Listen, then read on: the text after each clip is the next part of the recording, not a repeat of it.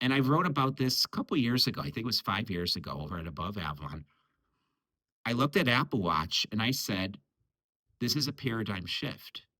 But no one's calling it. No one sees it. Again, this is at a time when most people say, "Oh, that's just an iPhone accessory. Who cares? Who cares?" Well, the idea of paradigm shifts was born in the sciences. And at a very simple level, it describes a scenario requiring a new way of thinking to explain the world. And when you look at some of the aspects of paradigm shifts, there's usually a social component at play here. And what happens is people, they get very connected to legacy thinking. They don't want to let go of what they're used to or what they're familiar with. And I think what happens in society, it has a built-in aversion to acknowledging when a paradigm shift is actually occurring. They're very difficult to see. And again, it's about discomfort. So when you go online, you read tech blogs, go on social media, and everyone says, this is a paradigm shift. And everyone's like, oh, yeah, it is. The reality is the actual paradigm shift usually is not discussed. Again, this is my thinking. I could be wrong, but I don't think I am. The actual paradigm shift usually is only recognized after the fact. Look at mobile. For many of those early mobile years, people weren't, the consensus was not going around saying, oh, this is a paradigm shift. We have completely changed the way we are using computers. No, iPhones, smartphones, a lot of people looked at them as just extensions of a laptop. They were an accessory. It wasn't, our laptops are the big, that's the computer. Our desktop is the computer, not a smartphone.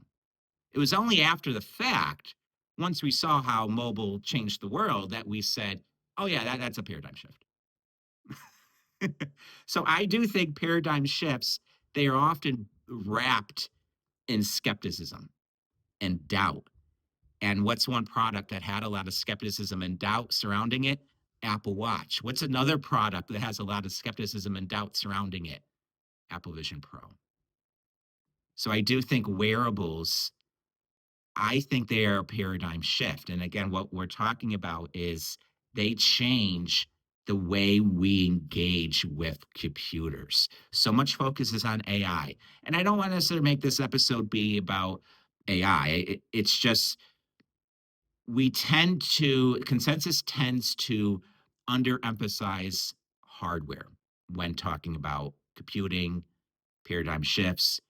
It for some reason hardware is viewed as boring or just that's a component. You just need it. And yeah, software is important. I don't want to minimize it. I do view though you have to consider hardware, software. You have to consider the two.